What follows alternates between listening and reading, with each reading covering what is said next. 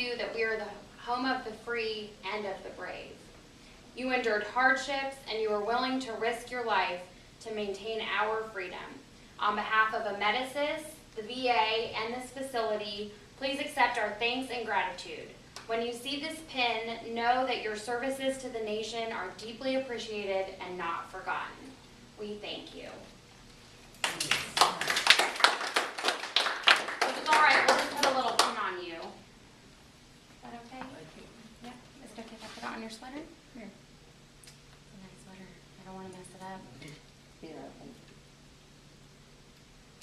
And the reason I joined the Navy was to go to Hawaii, but I never got there. I met my husband. Seems like there's easier ways to get to Hawaii.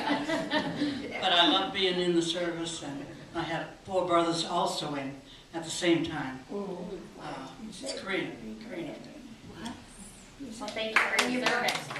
As an aerial gunner, as a bombardier, as a navigator, as a B-29 flight engineer, and then special wings as a, I forget what they call them, where I can judge other groups and train them or wash them out. And I trained, but never went in combat. Oh, well, you're ready if you ever did. What years were you in? Well, they activated my unit in 43, 1 year ahead of time, usual.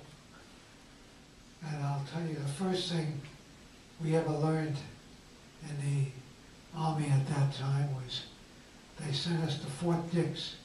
Of course, Fort Dix didn't know we were coming until we showed up. So they didn't know what to do with us, so they put us on the ground picking up cigarette butts. So we soon learned that our first saying came up: if it moves, salute it. If it doesn't move, pick it up. If you can't pick it up, paint it. So, and then, as far as I know, very few of the cadets with me who were activated a year ahead of time actually died, although almost all of them saw combat. So they were lucky. So, I actually came down here to Greensboro, North Carolina for basic training. I went in a flight program. I ended up on teaching gunnery school on B-24s at Fort Myers, Florida. It was interesting down there because the crocodiles would come out and sun themselves on the runway, and we would have to chase them all. And then I was transferred to B-29, the flight engineer. I think someone else was a flight engineer. Yeah, on B-29.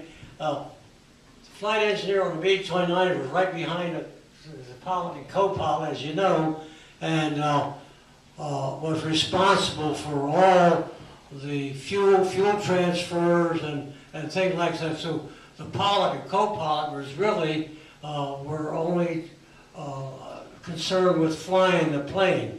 So it was interesting. When I was out in Amarillo, we had members of the African Corps from Germany that were there. They had no concept the size of our country, and we used to put them out for yard work, and they try to keep escaping. You could see a train coming for 2 days in Amarillo. So I was blessed. I was fortunate to get to, when I got through, went to college on the GI Bill, and I was very fortunate. Sure. Well, thank you for your service. Well, this is a flight engineer. I was not in the service, but my father was in the First World War, and he was shot when he was in the trenches, and he got a what was the honor? Purple Heart. Purple Heart, yes. And then my husband was in the Coast Guard, and he ended out going to all of the ports through the Pacific, leaving off our soldiers and sailors. So we know what war is.